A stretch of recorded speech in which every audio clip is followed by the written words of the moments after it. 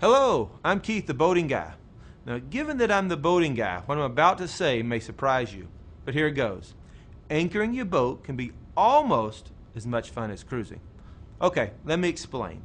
It's true that few activities can compare with being out in the water, zipping along, enjoying the sunshine, watching the waves. Well, you get the idea.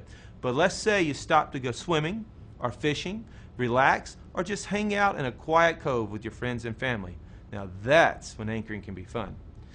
The truth is, the ability to anchor your boat securely is a necessary boating skill.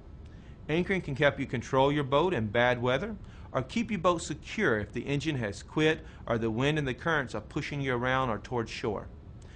Anchors are made to burrow into the bottom, and if an anchor is set right, the more your boat pulls on the anchor, the harder the anchor digs into the bottom.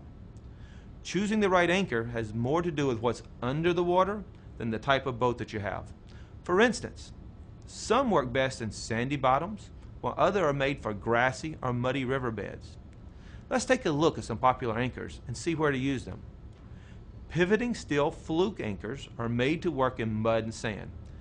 They are perhaps the most common of all anchors available.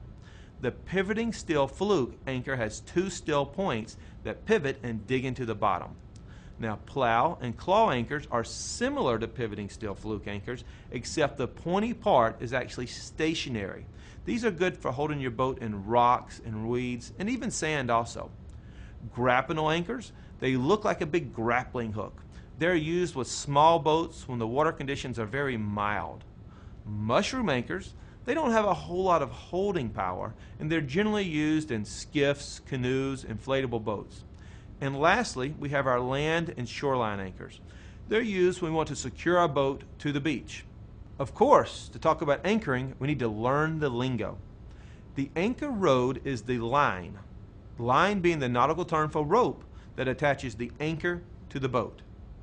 Now, scope is the term for the amount of rode you have when you're actually anchoring. An anchor rode is made up of a long length of line. I recommend nylon. It's strong, it stretches under load, and it lasts a long time.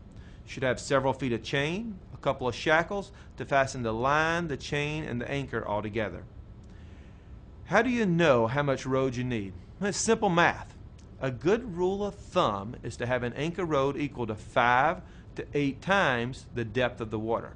Use a 5-to-1 scope for daytime anchoring and an 8-to-1 scope when anchoring at night. Here's an example to make it easier. Say you're in 10 foot of water and you want an anchor line. Well, you need your line to be between 50 and 80 foot, the 5-to-1 or 8-to-foot rode. But what if you're in 50 foot of water? You would need an anchor line between 250 feet or 400 feet. There's your 5-to-1 and your 8-to-1 rode.